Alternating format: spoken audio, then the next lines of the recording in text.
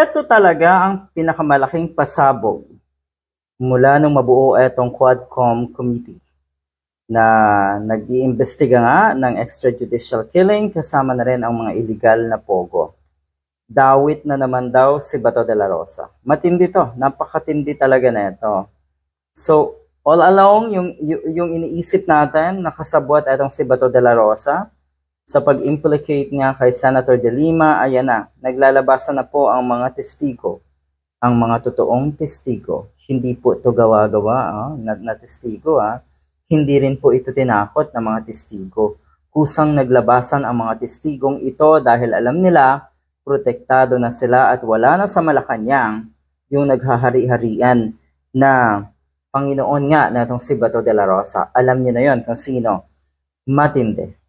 Matindi po talaga. Ang sabi nga dito sa balita, alleged drug lord Kerwin Espinosa drops a bombshell. He names Senator De La Rosa as the one who forced him to testify against former Senator De Lima.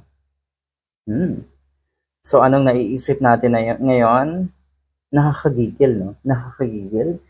At ang damuhong ito na si Bato de la Rosa, siya pa yung may gana na kung siya ay sinisiraan. Araw-araw daw siyang binabanatan. Siguro yung pangalawa, yung binabanatan ka at binubugbog ka, dapat lang. Pero yung sinisiraan, hindi. Ikaw ang sumira sa pangalan mo. Noon pa man din, alam mo na babalik at babalik sa'yo ito. Pero dahil siguro sa mga pangarap mo, binaliwala mo. Marunong ang Diyos, totoo. Marunong po talaga ang Diyos. Totoong babalik sa inyo yung inyong kawalang hiyaan. Although he already retracted his statements versus De Lima, noon pa yon, abay tatakbo daw itong si Kerwin Espinosa, nag-file daw ng COC. Anyway, so yun nga, nagbumaliktad na naman ito. Kaya nga po, si Senator De Lima ay isa sa mga rason kaya nakalaya ay dahil nga dito sa mga bumaliktad na ng mga testigo. At yun nga, yung mga salaysay nila ay talagang nakatulong para kahit papano ay ma-clear na sa Senator De Lima. Pero ito talaga ang pinakamatindi. Na si Senator Bato de la Rosa sa utos nino, sa tingin nyo, alam na.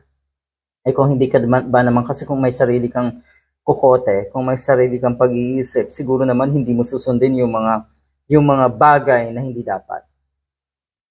Okay. Ito ang nangyari, tignan natin. Sinabihan niya ako na aminin daw na sangkot siya sa droga, etong si Kerwin Espinosa, dito sa Pilipinas, at idawit si Peter Lim at si Leila De Lima para madiin din daw sila. Sino ba ang may malaking galit kay Senator De Lima noong mga panahon? Si Digong. Meron bang personal na galit etong si Bato de la Rosa kay Senator De Lima? Wala naman tayo masyado nakikita na ganon. Pero naging sunod-sunuran kasi etong si Bato de la Rosa, kapalit ng kanyang pwesto sa Senado. Yan. Worth it? Yung pwesto niyo sa Senado at ngayon ay nadidiin kayo sa napakaraming krimen? Sa tingin ko hindi. Kahit siguro maging hari ka pa ng Pinas. Pero ang kapalit noon ay yung mga ginawa mong kabulastugan, hindi worth it talaga yan. Kapag hindi raw sumunod, yun nga, itong si Kerwin Espinosa, nauna na kasi dyan ay pinapatay ang magulang or ang ama na itong si Kerwin Espinosa na nakakulong noong mga panahon na yan. Matutulad daw siya sa kanyang ama.